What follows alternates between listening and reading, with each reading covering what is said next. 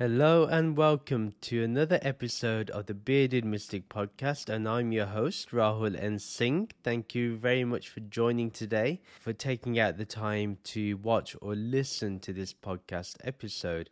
If you're really interested in supporting the Bearded Mystic Podcast and you've found great benefit in listening or watching these episodes, then please do support this podcast on Patreon, where you can get ad-free and bonus episodes along with other benefits depending on the tier that you select. Your support means everything, and it really does help the podcast keep running efficiently and smoothly, and also widens the audience that this message can reach to. If you would like to know more about it, the details are in the show notes and video description below. On Saturdays at 11 a.m. Eastern Standard Time, there is a free virtual meditation session along with discussion and Q&A. If you're interested in meditating with us as a community, then you can find out the details in the show notes and video description below. Please do like, comment, and subscribe if you're watching this on YouTube. And if you're listening to this on your favorite podcast streaming app, then please do give this podcast a 5-star rating. It helps the podcast get up in the charts and allows the algorithm to bring this podcast to new listeners. And also do review the podcast if you can, and make sure you do follow or subscribe to keep getting future episodes. Today we will be continuing on with the series called Wisdom of the Mystics, and as you know, last month we looked at the teachings of Namdev Ji, and today we will be looking into the teachings of Ravidas Ji or Raidas Ji, and he is the famous Guru of Mirabai, who we will be looking at next month. So we are looking forward to learning from both of them. So Ravidas Ji is the one that blessed Mirabai with this wisdom to see her Sri Krishna as the Lord. Now we will get started with Ravidas Ji's poems, and let's start with the first one. Between you and me, between me and you, what difference is there? The same as between gold and the bracelet made from gold, between water and its ripples. If I do not commit sin, O Eternal One, then how you should have gained the name of purifier of sinners. You are the Lord, who possesses the faculty of knowing others' thoughts. The servant is known from his master, and the master from his servant. Grant me the wisdom to worship you with full concentration of mind and body. Some rare saints may explain to me about the unity in diversity, says Ravidas. Very beautiful teachings. A lot to grasp. Again, these poems always have something of nature, if you notice, in them. But also, they give us some analogies which we can relate to and which we can then decipher going forward. So he first begins with, between you and me, between me and you, what difference is there? So initially we may think, there's a difference between me and God, or me and the One, me and Brahman. But ultimately we know that when we realize this truth, we realize there's always been this eternal oneness. And that's why he says, between you and me, between me and you, what difference is there? Is there a difference? The answer obviously is no. It's a rhetorical question, somewhat. So this is a question that someone who's realized will always ask, and will always guide you into thinking about oneness. Then he says, the same as between gold and the bracelet made from gold, between water and its ripples. Now think about it. The gold is not different to the bracelet that's made from the gold. It's still gold.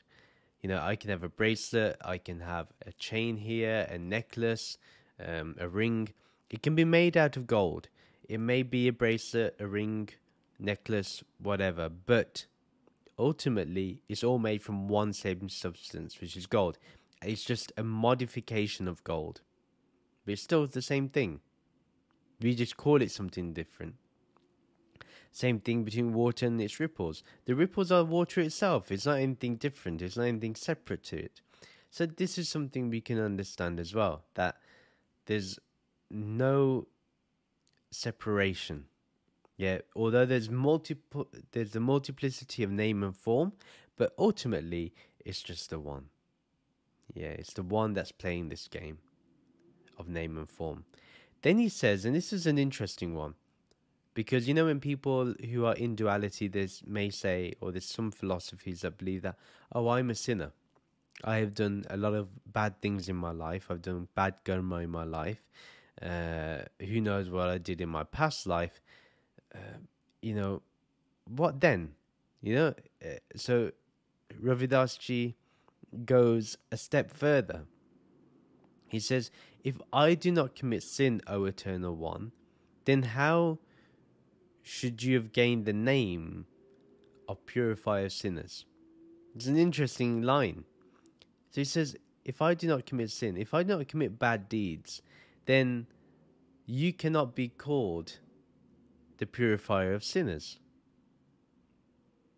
the purifier of bad karma. Right?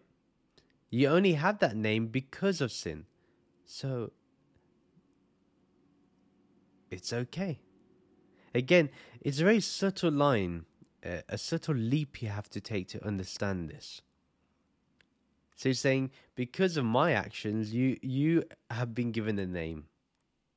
Again, remember, between me and you and between me and you, what difference is there?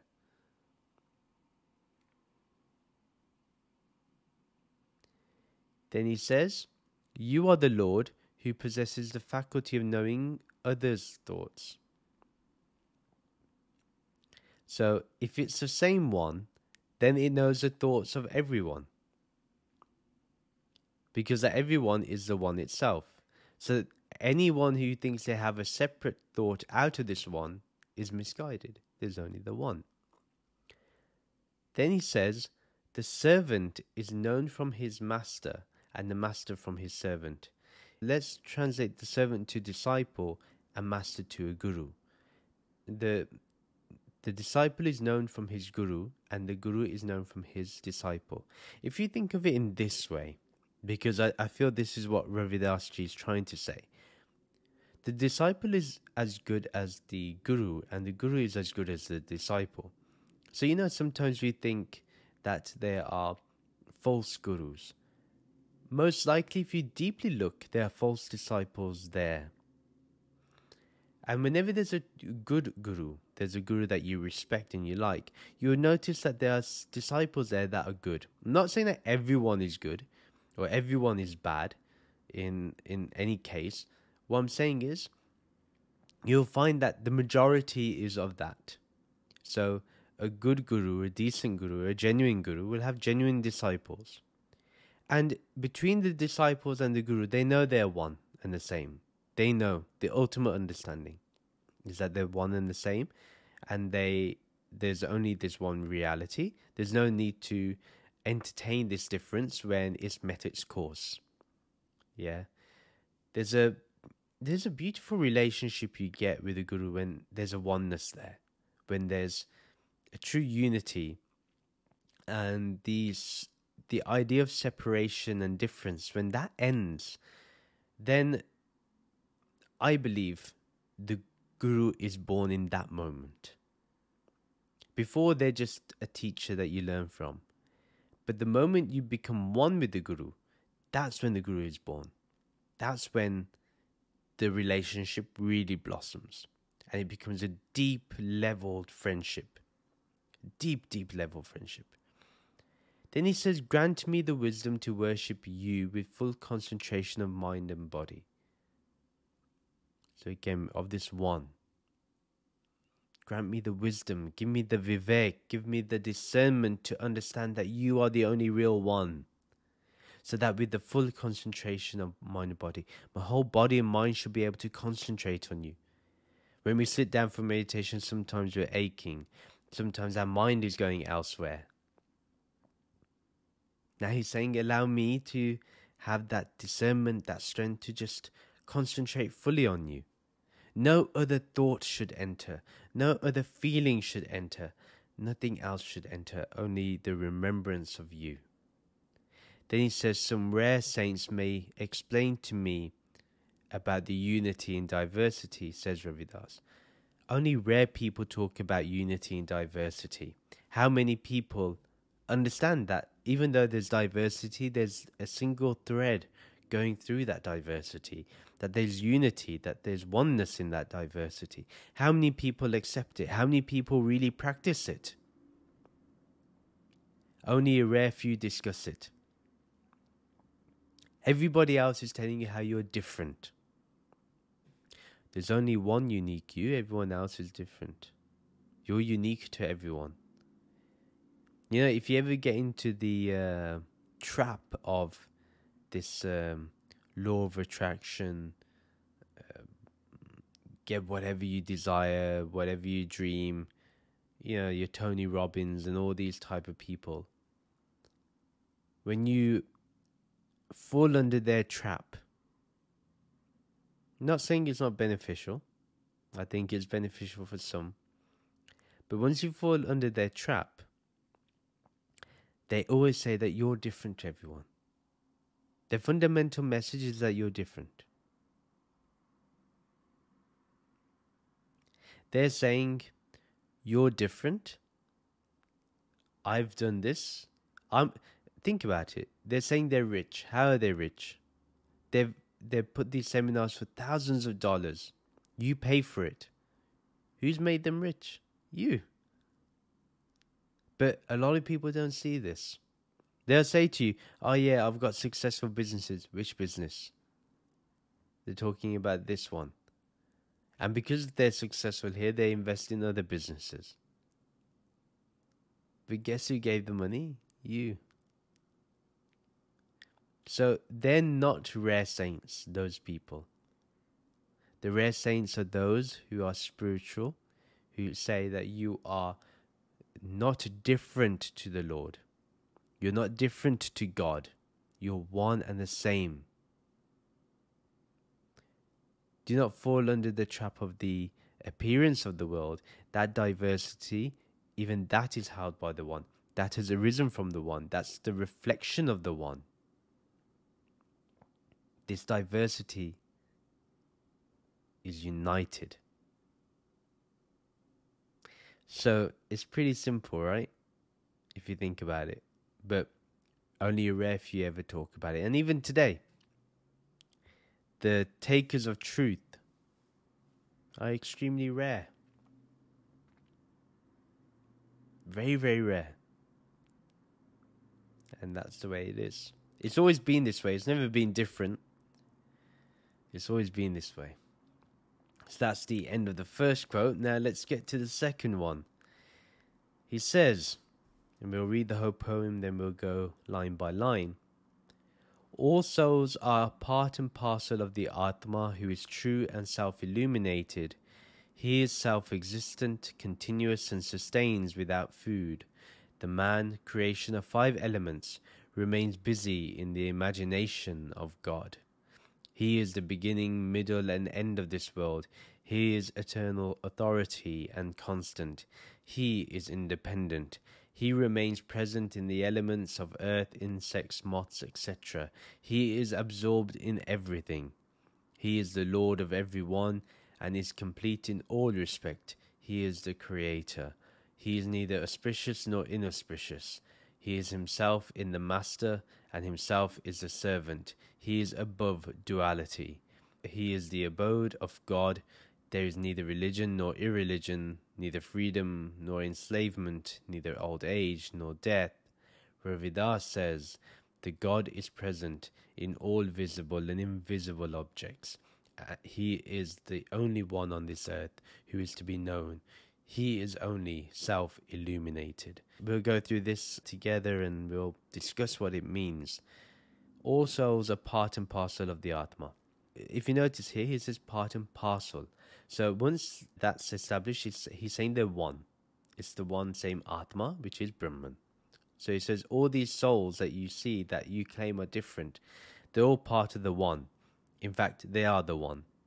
And that one is true Because remember, it's ultimately real because it's changeless and it's self-illuminated. It doesn't need anyone else to shine the light upon it. It is light itself. So it is self-existent. It does everything by itself. It doesn't need somebody to shine their light upon it. Even their light is shining from its light. So that's what that means. He is self-existent. Nothing has created it. Nothing can destroy it. It's continuous. It's everlasting and sustains without food. It doesn't need food for sustenance. It doesn't have a body, therefore it doesn't need food. The man creation of 5 elements remains busy in the imagination of God. We are all just a dream of God. You can see it in that way. Once you see it in that way, you also start realizing, well, if this is all the imagination of God, why should I take this too seriously? Yes, take one task seriously, and that is, one must become Jivan Mukt. That is the only task to be taken seriously, but everything else with a smile. Even that task, if you do it with a smile, but with seriousness and sincerity, then, you're going to achieve what you need to achieve. In fact, you'll realize you've attained already what you had to attain. Then the other way you can interpret this is that sometimes man just imagines things about God. Doesn't know what God is, but imagines what God is. Oh, God must be up there. God must have a big beard. God must be compassionate. God must be this. God must be that. But do they know what God is? Have they experienced what God is? That's the question. Have we experienced God? Have we truly experienced the oneness? Have we experienced that unity in diversity? Have we experienced that it is self-existent and continuous and eternal? Have we experienced that we are part and parcel of the Atma? Have we? Then he says he is the beginning, middle, and end of this world, because it is the world. We are living in its imagination. It is the beginning, middle, and end. He is the eternal authority and constant. Everything happens according to his will. Basically, that's what that's saying. And it's constant. It's continuous. He is independent. He's not dependent upon anyone. If the atheist denies him and the believer believes in him, it doesn't matter to the one. It doesn't matter to Brahman. What is Brahman going to do with belief or disbelief? Nothing. He remains present in the elements of earth, insects, and moths. So even though, as Ravidas says, he's absorbed in everything. Even though he's absorbed in everything, he's present in all elements of the earth, in all living beings. Despite this, he is independent. He's beyond that too. So it's trying to tell us that he's both the transcendent and the immanent. Then he says, he is the Lord of everyone and is complete in all respect. He is the creator. So ultimately, he is the Lord of everyone. Why? Because he is everyone. And is complete in all respect. Remember, if you say that we are a part of God, that means we're separate and God has lost something. But God is one. Therefore, and since he's absorbed in everyone, he's complete in all respect. So the part, it doesn't mean that it's separate, but it's still united. Then he says he is the creator. Now this is interesting because in traditional Vedanta, God is seen not simply just as the creator. We tend to see, only in Advaita Vedanta, we see that this Brahman is actually manifested in Maya. And it is Maya itself, because there's only one reality. So, in that way, we say he is the creator. Yeah. And then, he's neither auspicious nor inauspicious. People think about, there's auspicious timings. He is neither that, or they say God says that this is the auspicious time. When did God say it's an auspicious time? And then when did he say it's an inauspicious time? If you do this, this will happen against you. You know, people believe in horoscopes. If you believe in horoscopes, you don't believe in this one. Maybe you do. But you should know that the horoscopes is only of nature, not of the one. If you understand that, then it's all good. Then we are all fine. But if you believe that God created horoscope, then no. He himself is the master and himself is the servant. This one is the master and this one is the servant. This one is the guru and this one is the disciple. He is above duality. Do not try to bring this one into duality. Do not try to bring this one into separation, in ignorance. It's above it. My guru is better than yours. That is the same problem. That's duality. I'm a better disciple than the other person. That's duality. The true understanding, like in the Ribhu Gita, there is a line that says, there is no guru, there is no disciple. Why? Because there's only Brahman, there's only Shiva. Why should I say there's something else when it's only the one? And here he's saying, he himself is the guru, he himself is the disciple. He himself is the master, he himself is the servant. He himself is the das. Das meaning servant. And in Bhakti movement, when someone says das, what they're doing is they're keeping themselves humble. Because, you know, with awakening, with enlightenment, very easy it is to get an ego, a subtle ego of, oh, I've achieved something spiritually. So that's why if you keep yourself humble as a das, as a servant, then all is good, all is well. Then he says, in the abode of God, there is neither religion nor irreligion, neither atheism nor theism. For God, it doesn't matter. If you deny him, okay. You accept him, okay. We think, oh, if you accept God, you're better. You know, the argument for religious people when they speak to atheists is, what harm is it if you believe there's a God? If you're right, good. If you're wrong, what are you going to do then? That's the argument people use. Here, Ravidas just says, in the abode of God, there is neither religion nor irreligion. There's realization only. There's no belief nor non-belief, like you said earlier. So whenever somebody says, what's the harm in believing God? The simple question can be asked back. What's the harm in not believing in God? What if you're wrong? Then you wasted all your life believing in some imagination. And then there's neither freedom nor enslavement. You see, in the true way, in the true understanding, there is no liberation and there's no bondage of the Atma. Neither freedom nor enslavement. Wow. Think about this. In the abode of God, in realization, is there mukti? No. In realization, are you bound? Are you trapped? Are you enslaved? No.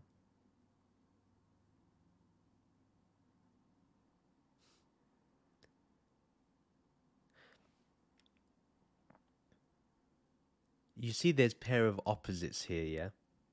And you're seeing here how if you're capturing what I'm talking about, what you're seeing is there's a space above this, these pair of opposites, and we have to reside there. It's not a space, but for the sake of words, I have to use space. But there's this transcendence that happens, which allows you to kind of see the map, to see the terrain of the pair of opposites. Then he says, neither old age nor death.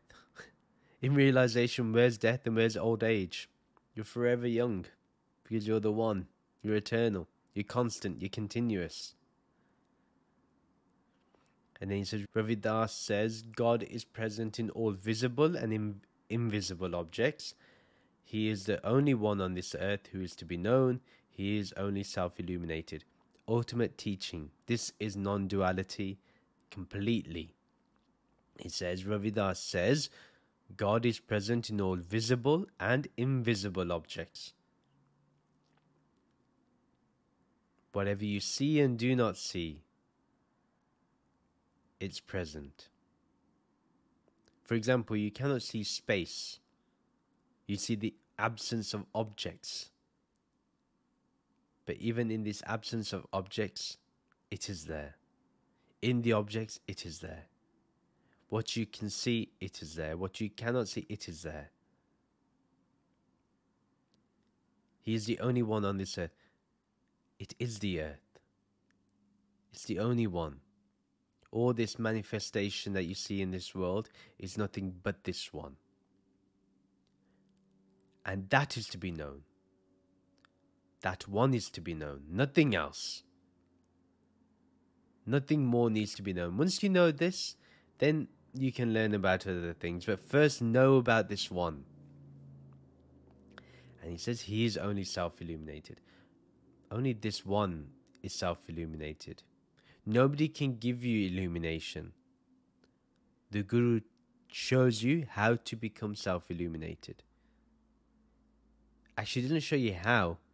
Tells you you are self-illuminated. Realize it now. And that's the power of the Guru. So here Ravidas is very clear. It's a very non-dual message. And we have to try to grasp this very teaching. Okay, the third poem and the last one of the day. If you seek carefully, you will find that the people are reciting the name of God superficially, only to show and to gain cheap praise. A man will get the praise according to his meditation upon God's name.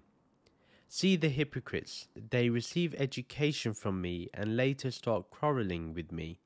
Those silly persons, by ignoring the vast kingdom of the one, of God, feel proud in little what they have achieved. Such disturbed people strike a false bargain. But the pretenders involved in the false deeds forget the truth. Water flows downstream, not upstream. Keep your bundle of knowledge with you. Those people are looting the wealth belonging to others in small parts. Ravidas says, O saints, listen to me and perform true worship. So very, very deep. Again, it's something to reflect upon. And again, I've chosen this as a last poem because it's very easy to get into the false imagery of being religious or spiritual or non-dual. And only when we listen to a guru, when we listen to a true teacher, a true spiritual teacher, do we really understand how to be. And I've seen this in my life where if I follow what my guru says, I'm happy. The moment I go astray, I realize that problems are starting to occur. And it's not that problems aren't occurring when I'm in the awareness of the Guru's teachings. It's more or less because when I'm not aware of the Guru's teachings, my problems start appearing right in my face. When I'm in the Guru's teachings, the problems appear, but they don't disturb me. So let's go into this poem. It's really, really remarkable. And actually, they're more or less like kind of they're a group of sayings that are together. So he says, if you see carefully, you will find that the people are reciting the name of God superficially, only to show and to gain cheap praise. Think about this. The Kathavachaks, the people who do these long discourses on the scriptures, or people who just say Hare Rama, Hare Krishna, Hare Krishna, Hare Krishna, or they recite the name Radha Krishna, Radha Krishna, anything like that, yeah. Or they do the Lord's Prayer, or they do the namaz, anything. anyone doing any of these things, they recite the names only superficially. Why? Oh, look, this person's so spiritual, so religious. Look what they're doing. For example, I see this a lot. When people think just because someone has an attendance means that they are spiritual, or they're really religious, they're really dedicated. How do we know if someone is really dedicated? How do we know? You can have someone go to the mandir every day. They can go to any place of worship any day. And they may go home and treat their family like crap. What is the point?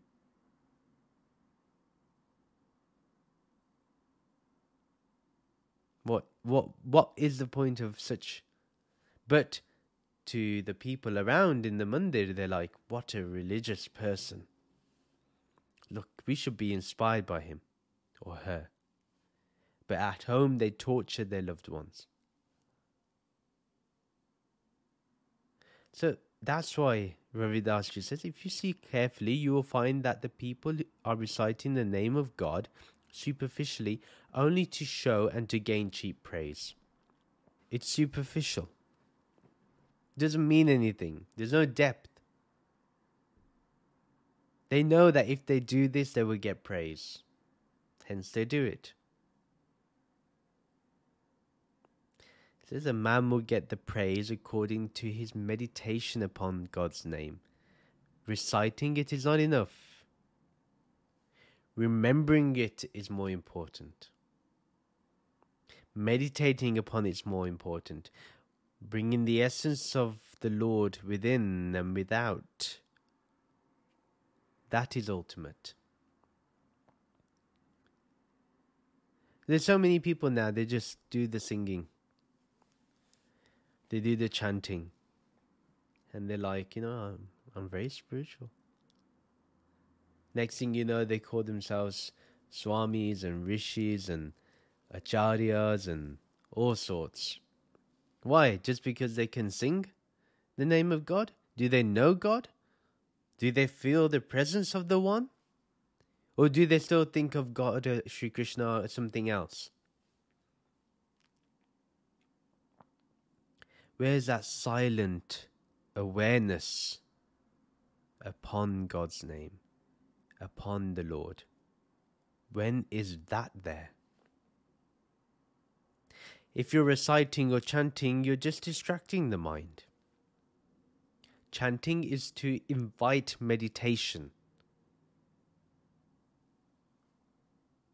Chanting is not the ultimate, the only thing to do. You have to start meditating. Meditating is so important. And that's what Ravidas ji is saying. Then he says, see the hypocrites. They receive education from me and later start quarreling with me. And this is one thing we find actually. And it is hypocritical.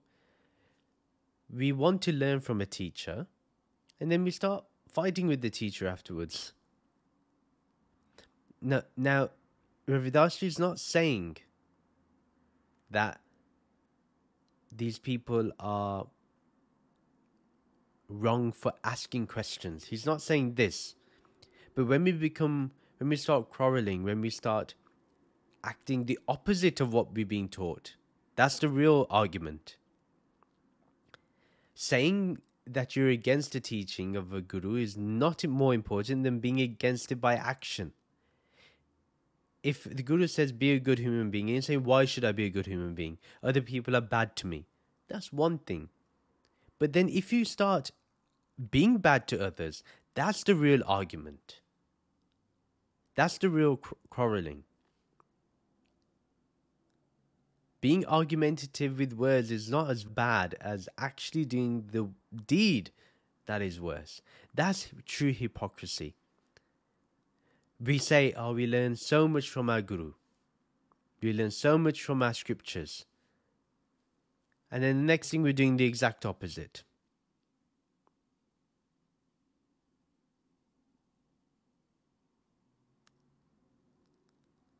Or they achieve a little bit in spirituality, and suddenly they think they know everything. We see this in the pseudo non-dual circles. They understand non-duality very superficially. And then if I come along and I talk about knowing the foundation, they start arguing with me. You're missing the point. I'm saying, have you even got to the point?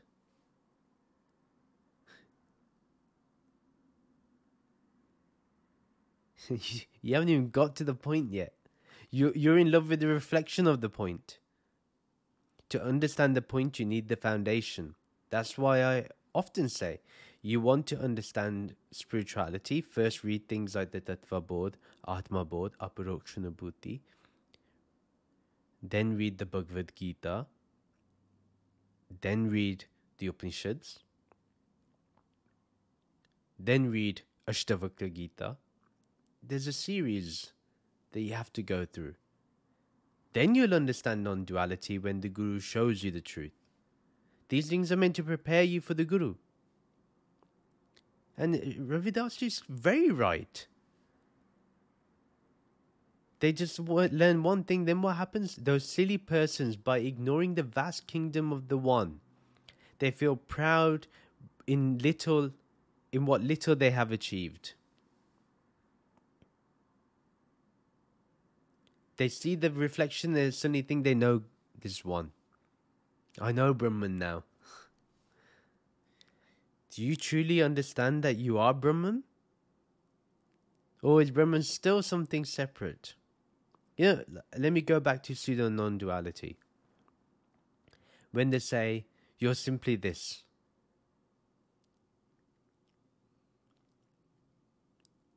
Yes, ultimately this teaching is correct. You're simply this. Absolutely correct.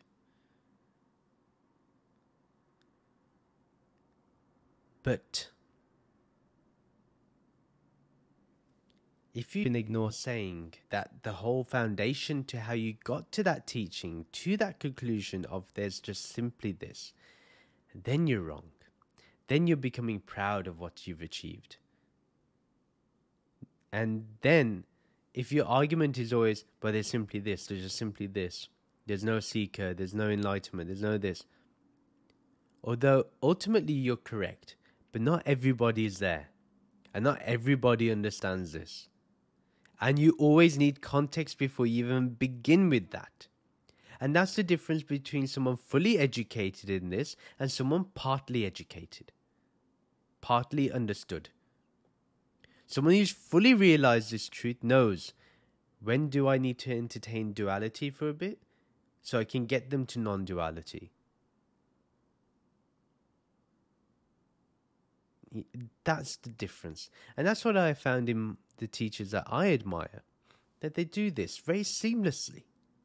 They entertain duality, then they go straight to non-duality. That's the difference. And then it says, such disturbed people strike a false bargain. They think they've achieved something. Like if you go to a store and they're selling a piece of stone for $1 million. And they're saying there's no stone like this. It's the most precious stone. It will change your fortune. Give me $1 million. It's yours.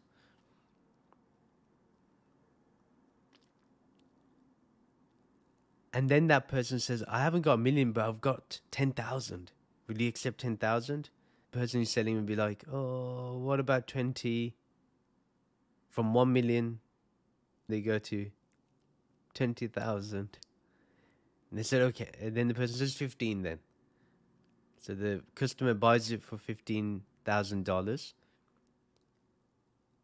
And then at night, the stone seller is picking up stones from the beach and selling them the next day.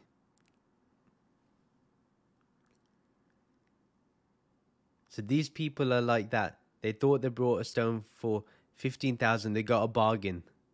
When really it can be found on the beach and anyone has access to it. He says, but the pretenders involved in the false deeds forget the truth. See, if you have to pretend to be spiritual, you're forgetting the truth. You're forgetting the reality.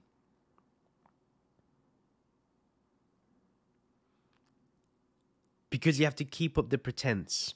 So how can you be in the reality if you're keeping up the appearance, the pretense? They have to pretend to be in non-duality all the time. Non-duality is understanding that duality is part of this non-duality. It's a play of this non-duality. That's why there's no conflict. But those that believe that non-duality is the only thing and duality doesn't exist or doesn't have an appearance, they get stuck. Because how can you then defend your actions? How can you defend your words? The moment you speak, you have become a hypocrite in that moment. That's the problem with these pseudo-non-dualists. And they become so false, they forget the truth.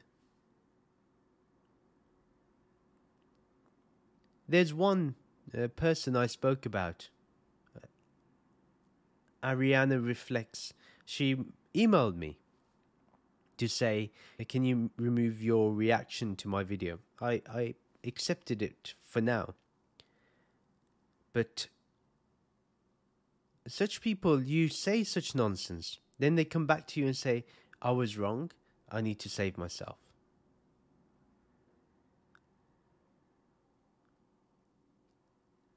Then Ravidas says, water flows downstream and not upstream. Keep your bundle of knowledge with you. Again, look at the analogy that he's using. He's saying, water flows downstream, not upstream. Have you ever seen water go up? No, we've always seen water go down because of gravity. So he says, this knowledge, even if it appears here in your mind, it's meant to go down. Meaning, it's meant to immerse the full self of you. So he says, keep your bundle of knowledge with you if you think it's only in the head.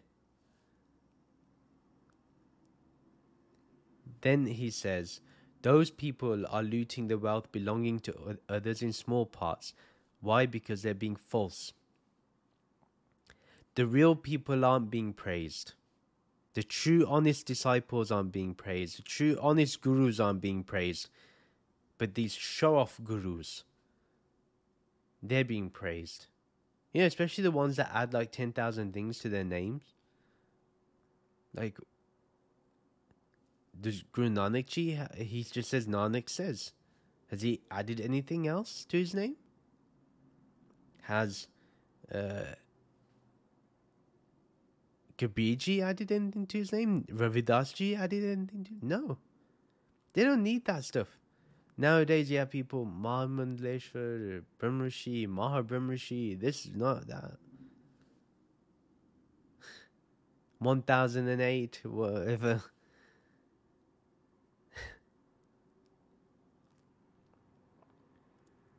Yeah, I mean, I'm not saying people aren't genuine who have this, that's fine. But nowadays, anyone becomes a Jagat Guru too. Anyone becomes a Paramhamsa. From where?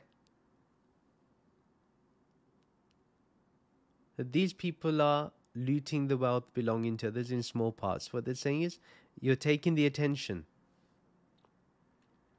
Ravidas says, oh, saints, listen to me and perform true worship. What's the true worship? There's only this one. Worship this one.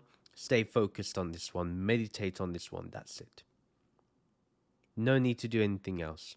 Follow the Guru's words, which is always to remain in the awareness of formless awareness. That is the Guru's teaching. And remain there. And that is the end of today's episode. Thank you very much for listening.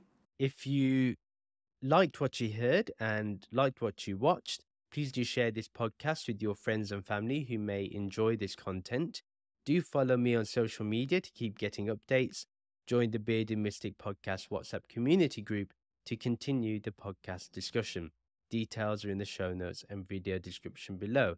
If you would like to support the Bearded Mystic podcast, as we discussed earlier, do check out the podcast Patreon page. Your support means everything, and it helps this podcast keep running. Details are in the show notes and video description below.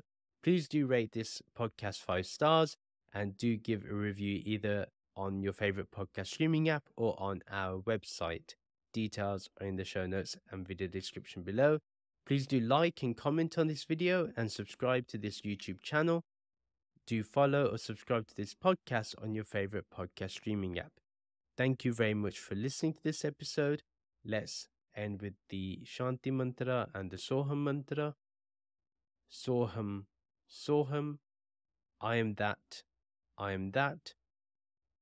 Om Shanti, Shanti, Shanti. Om Peace, Peace, Peace. Namaste.